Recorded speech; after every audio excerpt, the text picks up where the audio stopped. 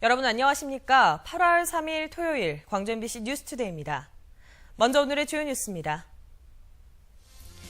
올해도 적조가 빠르게 확산되면서 양식장 피해가 확산되고 있습니다. 정부와 전라남도는 적조 퇴치 방법의 하나인 황토 살포를 놓고 서로 맞서고 있습니다. 아내를 살해한 30대 남성이 결국 최종심에서 보험금을 노리고 임신한 아내를 살해했다며 유죄 판결을 받았습니다. 여름철 성수기를 맞아 수입산 고기를 국내산으로 속여 파는 행위가 늘고 있습니다. 광주 지역 횡단보도에 시각장애인용 음향 신호기가 설치됩니다.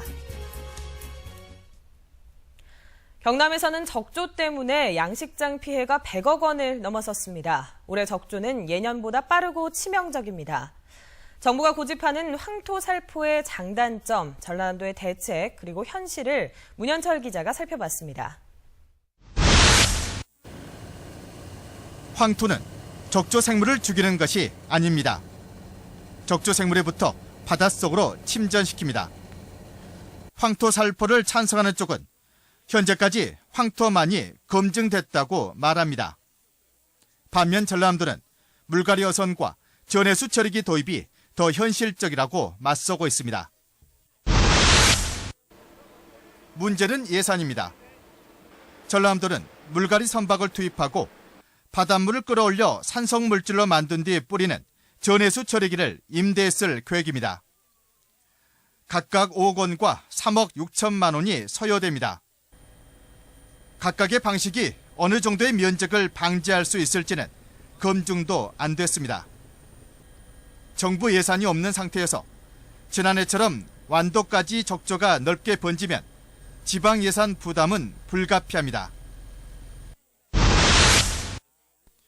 전라남도는 적조 피해가 나기 전 양식 어류를 방류하면 치어 입식비를 기준으로 마리당 50%가량을 보존해주기로 했습니다. 그러나 한도액은 5천만 원에 불과해 사료값이나 운영비 등도 못 건집니다. 적조에 폐사하더라도 어민들이 받을 수 있는 재난지원금도 마찬가지로 최대 5천만 원이어서 어민들이 방류에 참여할지 미지수입니다. 전남의 양식수산물 재해보험 가입률은 7% 수준입니다. 정부와 자치단체가 80%를 지원해주고 있습니다. 그러나 1년마다 재가입을 해야 하고 적조가 발생할지도 모르는 상태에서 목돈을 보험료로 내야 해 어민들은 외면하고 있습니다. 결국 어민들이 바라는 것, 적조 피해 감소와 현실적인 수준의 재해 보상책입니다. 황토를 둘러싼 소모적인 논란, 검증이 부족한 대안은 적조 사태와 어민 불안감 해소에 아무런 도움이 되지 않습니다. MBC 뉴스 문현철입니다. 여름 휴가철 육류 소비가 증가하면서 수입산 고기를 국내산으로 속여 파는 행위도 늘고 있습니다. 농산물 품질관리원이 단속을 벌였는데 무더기로 적발됐습니다. 송정근 기자입니다. 농산물 품질관리원 원산지 단속반이 광주 서구의 한 식당에 들이닥칩니다. 원산지 표시판에는 찌개에 국산을 쓴다고 돼 있지만 냉장고를 열어보니 칠레산 돼지고기가 나옵니다. 단속원이 왜 칠레산이 있냐고 묻자 식당 업주가 당황합니다. 찌개용 고기에도 원산지를 국내산으로 표시해놨어요. 찌개 고기에. 찌개 고기는 저거 들어가죠. 아니. 이거 들어갔다 이제. 목포의 또 다른 식육식당에서도 식당 주인과 단속반원 사이에 실랑이가 벌어집니다. 유골을 한우로 속여 팔다 적발됐기 때문입니다. 식당 주인은 젖소고기를 쓴 지 얼마 안 됐는데 운 나쁘게 적발됐다고 변명합니다.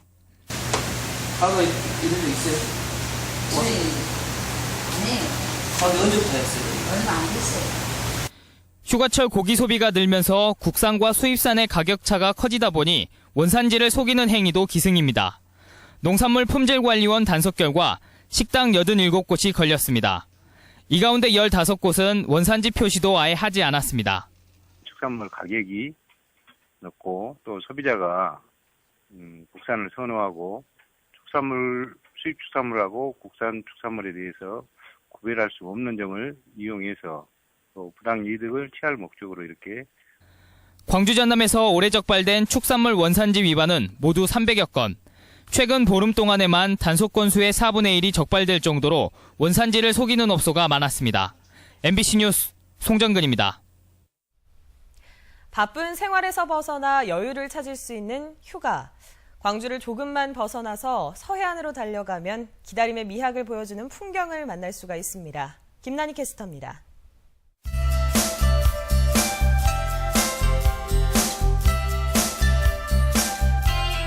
올망졸망 모여있는 섬과 웅장한 바위, 푸른 산, 그리고 예쁜 꽃. 쉼없이 달려나가면 놓치기 쉬운 풍경들이죠.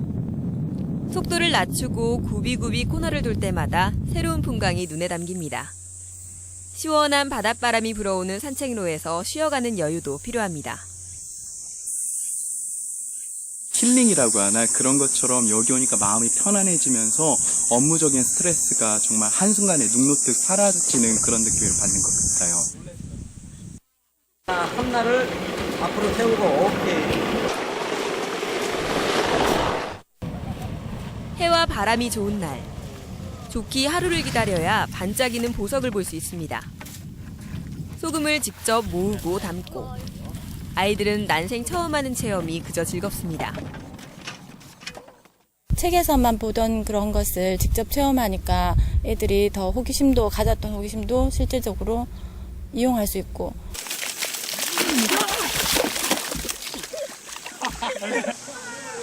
하루 한 번 바닷물이 빠지면 지평선까지 펼쳐진 갯벌을 만날 수 있습니다. 이런 경험을 통해 친구가 신나게 놀아서 기분이 좋았고 몸에 부드러운 게 참 몸에 좋았어요. 삶의 여유와 바다의 깊은 향기를 찾을 수 있는 느긋한 여행 어떠신가요? 지금까지 김난희였습니다. 광주 지역 주요 교차로의 횡단보도에 시각장애인용 음향 신호기가 설치됩니다. 광주시는 시각장애인들의 이동 편의를 위해 35개 교차로의 횡단보도 52곳에 100여 대의 음향 신호기를 올해 안에 설치한다고 밝혔습니다. 음향 신호기는 횡단보도 신호기에 설치된 버튼이나 리모컨으로 조작할 수 있고 녹색 신호에 맞춰 보행 방향 등을 음성으로 안내해 줍니다. 광주시는 2015년까지 나무 2,015만 그루를 심는 사업이 순항 중이라고 밝혔습니다. 지난 2002년 1,000만 그루 나무 심기로 출발한 이 사업은 2015년 유니버시아드 대회 개최에 맞춰 목표가 2,015만 그루로 상향 조정됐고 7월 말까지 심은 나무가 1,530만 그루로 목표치의 75.9%를 기록하고 있습니다. 광주시는 올 하반기에 영산강 대상공원에 시민 숲을 조성하는 등 86만 그루를 새로 심을 계획입니다. 보험금을 노리고 임신한 아내를 살해한 혐의로 기소된 30대 남성에게 1, 2심 법원이 엇갈린 판결을 내렸는데 최종적으로 유죄로 결론 났습니다. 김철원 기자입니다. 지난 2007년 6월 강물에 빠진 차에서 임신 5개월 된 여성이 숨진 채 발견됐습니다. 처음엔 단순 교통사고로 처리됐지만 4년 뒤 보험금을 노린 남편의 소행임이 밝혀졌습니다. 119 신고 전화를 하던 사람의 옆에서 지시를 하는 목소리가 남편의 것으로 드러나면서 덜미가 잡혔습니다. 제가 거기 낚시를 하다가 위치가 어떻게 되냐면요. 남편 저기 그들까 다리 있거든요. 다리. 다리 옆에 보면 모텔이 있어요. 모텔. 1심 법원은 보험 사기와 살인죄를 적용해 징역 15년을 선고했지만 2심 법원은 살인죄의 증거가 부족하다며 보험 사기만 인정했습니다. 그러나 대법원이 유죄 취지로 사건을 광주 고법으로 돌려보냈고 다시 살인죄로 15년형을 선고했습니다. 재판부는 박 씨가 아내를 차에 태워 강물에 빠뜨렸다는 직접 증거는 없지만 경험칙과 논리법칙에 어긋나지 않으면 간접 증거에 의해서도 범죄 사실을 인정할 수 있다고 판시했습니다.